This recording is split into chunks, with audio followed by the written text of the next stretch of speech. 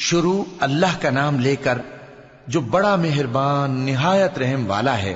یہ ایک سورہ ہے جس کو ہم نے نازل کیا اور اس کے احکام کو فرض کر دیا اور اس میں صاف صاف آیتیں نازل کی تاکہ تم یاد رکھو۔ بدکاری کرنے والی عورت اور بدکاری کرنے والا مرد جب ان کی بدکاری ثابت ہو جائے تو دونوں میں سے ہر ایک کو 100 درے مارو، اور اگر تم اللہ اور روز آخر پر ایمان رکھتے ہو تو اللہ کے قانون کو نافذ کرنے میں تمہیں ان پر ہرگز ترس نہ آئے، اور چاہیے کہ ان کی سزا کے وقت مسلمانوں کی ایک جماعت بھی موجود ہو۔ بدکار مرد تو بدکار یا مشرک عورت کے سوا کسی سے نکاح نہیں کرتا، اور بدکار عورت کو بھی بدکار یا مشرک مرد کے سوا اور کوئی نکاح میں نہیں لاتا، اور یہ یعنی بدکار عورت سے نکاح کرنا مومنوں پر حرام ہے۔ اور جو لوگ پرہیزگار عورتوں کو بدکاری کا عیب لگائیں اور اس پر 4 گواہ نہ لائیں تو ان کو 80 درے مارو، اور کبھی ان کی شہادت قبول نہ کرو، اور یہی بد کردار ہیں۔ ہاں، جو اس کے بعد توبہ کر لیں اور اپنی حالت سنوار لیں تو اللہ بھی بخشنے والا ہے، مہربان ہے۔ اور جو لوگ اپنی بیویوں پر بدکاری کی تہمت لگائیں اور خود ان کے سوا اور گواہ نہ ہوں تو ہر ایک کی شہادت یہ ہے کہ پہلے تو 4 بار اللہ کی قسم کھائے کہ بے شک وہ سچا ہے، اور 5ویں بار یہ کہے کہ اگر وہ جھوٹا ہو تو اس پر اللہ کی لعنت۔ اور عورت سے سزا کو یہ بات ٹال سکتی ہے کہ وہ پہلے 4 بار اللہ کی قسم کھائے کہ بے شک یہ جھوٹا ہے، اور 5ویں دفعہ یوں کہے کہ اگر یہ سچا ہو تو مجھ پر اللہ کا غضب نازل ہو۔ اور اگر تم پر اللہ کا فضل اور اس کی مہربانی نہ ہوتی تو بہت سی خرابیاں پیدا ہو جاتی۔ اور یہ کہ اللہ توبہ قبول کرنے والا ہے، حکیم ہے۔ جن لوگوں نے یہ بہتان باندھا ہے وہ تمہیں میں سے ایک جماعت ہے، اس کو اپنے حق میں برا نہ سمجھنا، بلکہ وہ تمہارے لیے اچھا ہے۔ ان میں سے جس شخص نے گناہ کا جتنا حصہ لیا اس کے لیے اتنا وبال ہے، اور جس نے ان میں سے اس بہتان کا بڑا بوجھ اٹھایا ہے اس کو بڑا عذاب ہوگا۔ جب تم نے وہ بات سنی تھی تو مومن مردوں اور عورتوں نے کیوں اپنے دلوں میں نیک گمان نہ کیا، اور کیوں نہ کہہ دیا کہ یہ کھلم کھلا بہتان ہے؟ یہ بہتان لگانے والے اپنی بات کی تصدیق کے لیے 4 گواہ کیوں نہ لائے؟ تو جب یہ گواہ نہیں لا سکے تو اللہ کے نزدیک یہی جھوٹے ہیں۔ اور اگر دنیا اور آخرت میں تم پر اللہ کا فضل اور اس کی رحمت نہ ہوتی تو جس شغل میں تم منہمک تھے اس کی وجہ سے تم پر بڑا سخت عذاب نازل ہوتا۔ جب تم اپنی زبانوں سے اس کا ایک دوسرے سے ذکر کرتے تھے اور اپنے منہ سے ایسی بات کہتے تھے جس کا تم کو کچھ بھی علم نہ تھا، اور تم اسے ایک ہلکی بات سمجھتے تھے، حالانکہ اللہ کے نزدیک وہ بڑی بھاری بات تھی۔ اور جب تم نے اسے سنا تھا تو کیوں نہ کہہ دیا کہ ہمیں شایع نہیں کہ ایسی بات زبان پر لائیں؟ پروردگار تو پاک ہے، یہ تو بہت بڑا بہتان ہے۔ اللہ تمہیں نصیحت کرتا ہے کہ اگر مومن ہو تو پھر کبھی ایسا کام نہ کرنا، اور اللہ تمہارے سمجھانے کے لیے اپنی آیتیں کھول کھول کر بیان فرماتا ہے، اور اللہ جاننے والا ہے، حکمت والا ہے۔ جو لوگ اس بات کو پسند کرتے ہیں کہ مومنوں میں بے حیائی یعنی تہمت بدکاری کی خبر پھیلے، ان کو دنیا اور آخرت میں دکھ دینے والا عذاب ہوگا،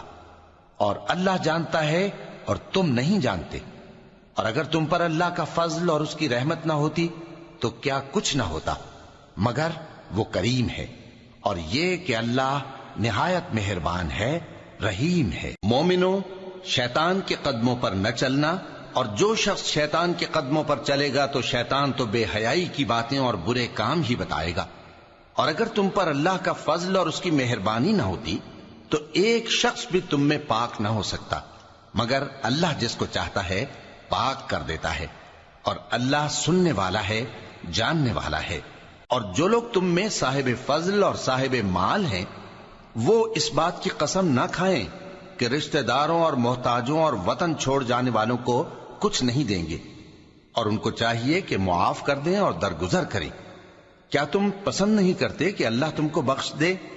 اور اللہ تو بخشنے والا ہے، مہربان ہے۔ جو لوگ پرہیزگار اور برے کاموں سے بے خبر اور ایماندار عورتوں پر بدکاری کی تہمت لگاتے ہیں ان پر دنیا اور آخرت دونوں میں لعنت ہے،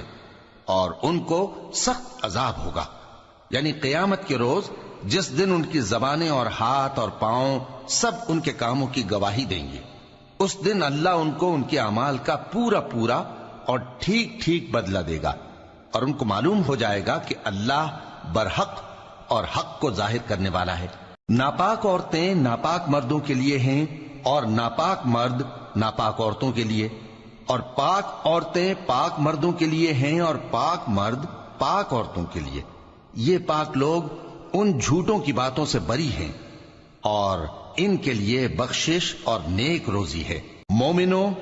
اپنے گھروں کے سوا دوسرے لوگوں کے گھروں میں گھر والوں سے اجازت لیے اور ان کو سلام کیے بغیر داخل نہ ہوا کرو، یہ تمہارے حق میں بہتر ہے، اور ہم یہ نصیحت اس لیے کرتے ہیں کہ شاید تم یاد رکھو۔ پھر اگر تم گھر میں کسی کو موجود نہ پاؤ تو جب تک تم کو اجازت نہ دی جائے اس میں مت داخل ہو، اور اگر یہ کہا جائے کہ اس وقت لوٹ جاؤ تو لوٹ جایا کرو، یہ تمہارے لیے بڑی پاکیزگی کی بات ہے، اور جو کام تم کرتے ہو اللہ سب جانتا ہے۔ ہاں، اگر تم کسی ایسے مکان میں جاؤ جس میں کوئی نہ بستا ہو اور اس میں تمہارا اسباب رکھا ہو تو تم پر کچھ گناہ نہیں، اور جو کچھ تم ظاہر کرتے ہو اور جو پوشیدہ کرتے ہو اللہ کو سب معلوم ہے۔ مومن مردوں سے کہہ دو کہ اپنی نظریں نیچی رکھا کریں اور اپنی شرمگاہوں کی حفاظت کیا کریں، یہ ان کے لیے بڑی پاکیزگی کی بات ہے، اور جو کام یہ کرتے ہیں اللہ ان سے خبردار ہے۔ اور مومن عورتوں سے کہہ دو کہ وہ بھی اپنی نگاہیں نیچی رکھا کریں اور اپنی شرمگاہوں کی حفاظت کیا کریں، اور اپنی آرائش یعنی زیور کے مقامات کو ظاہر نہ ہونے دیا کریں مگر جو اس میں سے کھلا رہتا ہو، اور اپنے سینوں پر اوڑھنیاں اوڑھے رہا کریں، اور اپنے خاوند اور باپ اور خسر اور بیٹوں اور خاوند کے بیٹوں اور بھائیوں اور بھتیجوں اور بھانجوں اور اپنی جیسی مومن عورتوں اور لونڈی غلاموں کے سوا نیز ان خدام کے جو عورتوں کی خواہش نہ رکھیں، یا ایسے لڑکوں کے جو عورتوں کے پردے کی چیزوں سے واقف نہ ہوں۔ غرض ان لوگوں کے سوا کسی پر اپنی زینت اور سنگھار کے مقامات کو ظاہر نہ ہونے دیں، اور اپنے پاؤں ایسے طور سے زمین پر نہ مارے کہ جھنکار کانوں میں پہنچے اور ان کا پوشیدہ زیور معلوم ہو جائے۔ اور مومنوں، سب اللہ کے آگے توبہ کرو تاکہ فلاح پاؤ، اور اپنی قوم کی بیوہ عورتوں کے نکاح کر دیا کرو، اور اپنے غلاموں اور لونڈیوں کے بھی جو نیک ہوں نکاح کر دیا کرو۔ اگر وہ مفلس ہوں گے تو اللہ ان کو اپنے فضل سے غنی کر دے گا، اور اللہ بہت وسعت والا ہے، سب کچھ جاننے والا ہے۔ اور جن کو بیاہ کا مقدور نہ ہو وہ پاک دامنی کو اختیار کیے رہیں یہاں تک کہ اللہ ان کو اپنے فضل سے غنی کر دے۔ اور جو غلام تم سے مکاتبت یعنی مال دے کر پروانہ آزادی کی تحریر چاہیں، اگر تم ان میں صلاحیت اور نیکی پاؤ تو ان سے مکاتبت کر لو، اور اللہ نے جو مال تم کو بخشا ہے اس میں سے ان کو بھی دو۔ اور اپنی باندیوں کو اگر وہ پاک دامن رہنا چاہیں تو دنیاوی زندگی کے فوائد حاصل کرنے کے لیے بدکاری پر مجبور نہ کرنا، اور جو ان کو مجبور کرے گا تو ان بیچاریوں کے مجبور کیے جانے کے بعد اللہ بخشنے والا ہے، مہربان ہے۔ اور ہم نے تمہاری طرف روشن آیتیں نازل کی ہیں، اور جو لوگ تم سے پہلے گزر چکے ہیں ان کی خبریں اور پرہیزگاروں کے لیے نصیحت۔ اللہ آسمانوں اور زمین کا نور ہے، اس کے نور کی مثال ایسی ہے کہ گویا ایک طاق ہے جس میں ایک چراغ ہے، اور چراغ ایک قندیل میں ہے، اور قندیل ایسی صاف شفاف ہے کہ گویا موتی کا سا چمکتا ہوا تارا ہے۔ اس میں ایک مبارک درخت کا تیل جلایا جاتا ہے یعنی زیتون کا، کہ نہ مشرق کی طرف ہے نہ مغرب کی طرف۔ ایسا معلوم ہوتا ہے کہ اس کا تیل خواہ آگ اسے نہ بھی چھوئے جلنے کو تیار ہے، بڑی روشنی پر روشنی ہو رہی ہے۔ اللہ اپنے نور سے جس کو چاہتا ہے سیدھی راہ دکھاتا ہے، اور اللہ جو مثالیں بیان فرماتا ہے تو لوگوں کے سمجھانے کے لیے، اور اللہ ہر چیز سے واقف ہے۔ وہ قندیل ان گھروں میں ہے جن کے بارے میں اللہ نے ارشاد فرمایا ہے کہ بلند کیے جائیں اور وہاں اللہ کے نام کا ذکر کیا جائے، اور ان میں صبح و شام اس کی تسبیح کرتے ہیں۔ ایسے لوگ جن کو اللہ کے ذکر اور نماز پڑھنے اور زکوٰۃ دینے سے نہ سوداگری غافل کرتی ہے نہ خرید و فروخت، وہ اس دن سے جب دل خوف اور گھبراہٹ کے سبب الٹ جائیں گے اور آنکھیں اوپر چڑھ جائیں گی ڈرتے ہیں،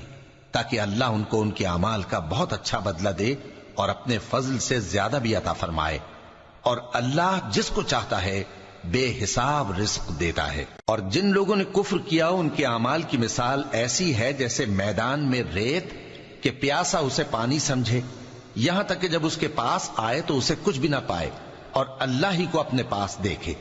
تو وہ اسے اس کا حساب پورا پورا چکا دے، اور اللہ جلد حساب کرنے والا ہے۔ یا ان کے اعمال کی مثال ایسی ہے جیسے گہرے سمندر میں اندھیرے جس پر لہر چڑھی چلی آتی ہو اور اس کے اوپر اور لہر آ رہی ہو اور اس کے اوپر بادل ہو، غرض اندھیرے ہی اندھیرے ہوں، ایک پر ایک چھایا ہوا، جب اپنا ہاتھ نکالے تو کچھ نہ دیکھ سکے، اور جس کو اللہ روشنی نہ دے اس کو کہیں بھی روشنی نہیں مل سکتی۔ کیا تم نے نہیں دیکھا کہ جو لوگ آسمانوں اور زمین میں ہیں اللہ کی تسبیح کرتے رہتے ہیں، اور پر پھیلائے ہوئے پرندے بھی، اور سب اپنی نماز اور تسبیح کے طریقے سے واقف ہیں، اور جو کچھ وہ کرتے ہیں سب اللہ کو معلوم ہے، اور آسمان اور زمین کی بادشاہی اللہ ہی کے لیے ہے اور اللہ ہی کی طرف لوٹ کر جانا ہے۔ کیا تم نے نہیں دیکھا کہ اللہ ہی بادلوں کو چلاتا ہے، پھر ان کو آپس میں ملا دیتا ہے، پھر ان کو تہ بتہ کر دیتا ہے، پھر تم دیکھتے ہو کہ بادل سے مے نکل کر برس رہا ہے، اور آسمان میں جو اولوں کے پہاڑ ہیں ان سے اولے نازل کرتا ہے، تو جس پر چاہتا ہے اس کو برسا دیتا ہے اور جس سے چاہتا ہے ہٹا رکھتا ہے، اور بادل میں جو بجلی ہوتی ہے اس کی چمک آنکھوں کو خیرہ کر کے بینائی کو اچکے لیے جاتی ہے۔ اللہ ہی رات اور دن کو بدلتا رہتا ہے، اہل بصارت کے لیے اس میں بڑی عبرت ہے۔ اور اللہ ہی نے ہر چلنے پھرنے والے جاندار کو پانی سے پیدا کیا، تو ان میں سے بعض ایسے ہیں کہ پیٹ کے بل چلتے ہیں، اور بعض ایسے ہیں جو 2 پاؤں پر چلتے ہیں، اور بعض ایسے ہیں جو 4 پاؤں پر چلتے ہیں۔ اللہ جو چاہتا ہے پیدا کرتا ہے، بے شک اللہ ہر چیز پر قادر ہے۔ ہم ہی نے روشن آیتیں نازل کی ہیں، اور اللہ جس کو چاہتا ہے سیدھے راستے کی طرف ہدایت کرتا ہے۔ اور بعض لوگ کہتے ہیں کہ ہم اللہ پر اور رسول پر ایمان لائے اور ان کا حکم مان لیا، پھر اس کے بعد ان میں سے ایک فریق پھر جاتا ہے، اور یہ لوگ صاحب ایمان ہی نہیں ہیں، اور جب ان کو اللہ اور اس کے رسول کی طرف بلایا جاتا ہے تاکہ پیغمبر ان کا قضیہ چکا دیں تو ان میں سے ایک فریق منہ پھیر لیتا ہے، اور اگر ان کو حق ملتا ہو تو اس کی طرف قبول کر کے چلے آتے ہیں۔ کیا ان کے دلوں میں بیماری ہے، یا یہ شک میں ہیں، یا ان کو یہ خوف ہے کہ اللہ اور اس کا رسول ان پر ظلم کریں گے؟ نہیں، بلکہ یہ خود ہی ظالم ہیں۔ مومنوں کی تو یہ بات ہے کہ جب اللہ اور اس کے رسول کی طرف بلائے جائیں تاکہ وہ ان میں فیصلہ کریں تو کہیں کہ ہم نے حکم سن لیا اور مان لیا، اور یہی لوگ فلاح پانے والے ہیں۔ اور جو شخص اللہ اور اس کے رسول کی فرما برداری کرے گا اور اس سے ڈرے گا اور اس کا تقوی اختیار کرے گا تو ایسے ہی لوگ مراد کو پہنچنے والے ہیں۔ اور یہ اللہ کی سخت سخت قسمیں کھاتے ہیں کہ اگر تم ان کو حکم دو تو سب گھروں سے نکل کھڑے ہوں۔ کہہ دو کہ قسمیں مت کھاؤ، پسندیدہ فرما برداری درکار ہے، بے شک اللہ تمہارے سب اعمال سے خبردار ہے۔ کہہ دو کہ اللہ کی فرما برداری کرو اور رسول کے حکم پر چلو، اگر منہ موڑو گے تو رسول پر اس چیز کا ادا کرنا ہے جو ان کے ذمے ہے، اور تم پر اس چیز کا ادا کرنا ہے جو تمہارے ذمے ہے، اور اگر تم ان کے فرمان پر چلو گے تو سیدھا رستہ پالو گے، اور رسول کے ذمے تو صاف صاف پہنچا دینا ہے۔ جو لوگ تم میں سے ایمان لائے اور نیک کام کرتے رہے ان سے اللہ کا وعدہ ہے کہ ان کو ملک کا حاکم بنا دے گا، جیسا ان سے پہلے لوگوں کو حاکم بنایا تھا، اور ان کے دین کو جسے اس نے ان کے لیے پسند کیا ہے مستحکم و پائیدار کرے گا، اور خوف کے بعد ان کو امن بخشے گا۔ وہ میری عبادت کریں گے اور میرے ساتھ کسی چیز کو شریک نہ بنائیں گے، اور جو اس کے بعد کفر کرے تو ایسے ہی لوگ بد کردار ہیں۔ اور نماز پڑھتے رہو اور زکوٰۃ دیتے رہو اور پیغمبر کے فرمان پر چلتے رہو تاکہ تم پر رحمت کی جائے، اور ایسا خیال نہ کرنا کہ کافر لوگ ہم کو زمین میں مغلوب کر دیں گے، ان کا ٹھکانہ دوزخ ہے اور وہ بہت برا ٹھکانہ ہے۔ مومنوں، تمہارے باندی غلام اور جو بچے تم میں سے بلوغ کو نہیں پہنچے 3 دفعہ یعنی 3 اوقات میں تم سے اجازت لیا کریں، ایک تو نماز فجر سے پہلے، اور دوسرے گرمی کی دوپہر کو جب تم کپڑے اتار دیتے ہو، اور تیسرے عشاء کی نماز کے بعد۔ یہ 3 وقت تمہارے پردے کے ہیں، ان کے آگے پیچھے یعنی دوسرے وقتوں میں نہ تم پر کچھ گناہ ہے اور نہ ان پر، کہ کام کاج کے لیے ایک دوسرے کے پاس آتے رہتے ہو۔ اس طرح اللہ اپنی آیتیں کھول کھول کر بیان فرماتا ہے، اور اللہ بڑا علم والا ہے، بڑا حکمت والا ہے۔ اور جب تمہارے لڑکے بالغ ہو جائیں تو ان کو بھی اسی طرح اجازت لینی چاہیے جس طرح ان سے اگلے یعنی بڑے آدمی اجازت حاصل کرتے رہے ہیں۔ اس طرح اللہ تم سے اپنی آیتیں کھول کھول کر بیان فرماتا ہے، اور اللہ جاننے والا ہے، حکمت والا ہے۔ اور بڑی عمر کی عورتیں جن کو نکاح کی توقع نہیں رہی اور وہ زائد کپڑے اتار کر سر ننگا کر لیا کریں تو ان پر کچھ گناہ نہیں، بشرطے کہ اپنی زینت کی چیزیں نہ ظاہر کریں، اور اگر اس سے بھی بچیں تو یہ ان کے حق میں بہتر ہے، اور اللہ سنتا ہے، جانتا ہے۔ نہ تو اندھے پر کچھ گناہ ہے، اور نہ لنگڑے پر، اور نہ بیمار پر، اور نہ خود تم پر کہ اپنے گھروں سے کھانا کھاؤ، یا اپنے باپ دادا کے گھروں سے، یا اپنی ماؤں کے گھروں سے، یا بھائیوں کے گھروں سے، یا اپنی بہنوں کے گھروں سے، یا اپنے چچاؤں کے گھروں سے، یا اپنی پھوپھیوں کے گھروں سے، یا اپنے ماموؤں کے گھروں سے، یا اپنی خالاؤں کے گھروں سے، یا اس گھر سے جس کی کنجیاں تمہارے ہاتھ میں ہوں، یا اپنے دوستوں کے گھروں سے۔ اور اس کا بھی تم پر کچھ گناہ نہیں کہ سب مل کر کھانا کھاؤ یا جدا جدا۔ پھر جب گھروں میں جایا کرو تو اپنے گھر والوں کو سلام کیا کرو، یہ اللہ کی طرف سے مبارک اور پاکیزہ تحفہ ہے۔ اس طرح اللہ اپنی آیتیں کھول کھول کر بیان فرماتا ہے تاکہ تم سمجھو۔ مومن تو وہ ہیں جو اللہ پر اور اس کے رسول پر ایمان لائے، اور جب کبھی ایسے کام کے لیے جو جمع ہو کر کرنے کا ہو پیغمبر کے پاس جمع ہوں تو ان سے اجازت لیے بغیر چلے نہیں جاتے۔ اے پیغمبر، جو لوگ تم سے اجازت حاصل کرتے ہیں وہی اللہ پر اور اس کے رسول پر ایمان رکھتے ہیں، سو جب یہ لوگ تم سے کسی کام کے لیے اجازت مانگا کریں تو ان میں سے جسے چاہا کرو اجازت دے دیا کرو، اور ان کے لیے اللہ سے بخشش مانگا کرو، کچھ شک نہیں کہ اللہ بخشنے والا ہے، مہربان ہے۔ مومنو، پیغمبر کے پکارنے کو ایسا خیال نہ کرنا جیسا تم آپس میں ایک دوسرے کو پکارتے ہو، بے شک اللہ کو وہ لوگ معلوم ہیں جو تم میں سے آنکھ بچا کر کھسک جاتے ہیں۔ تو جو لوگ ان کے حکم کی مخالفت کرتے ہیں ان کو ڈرنا چاہیے کہ ایسا نہ ہو کہ ان پر کوئی آفت پڑ جائے یا تکلیف دینے والا عذاب نازل ہو۔ دیکھو، جو کچھ آسمانوں اور زمین میں ہے سب اللہ ہی کا ہے، جس طریق پر تم ہو وہ اسے جانتا ہے، اور جس روز لوگ اس کی طرف لوٹائے جائیں گے تو جو عمل وہ کرتے رہے وہ ان کو بتا دے گا، اور اللہ ہر چیز سے واقف ہے۔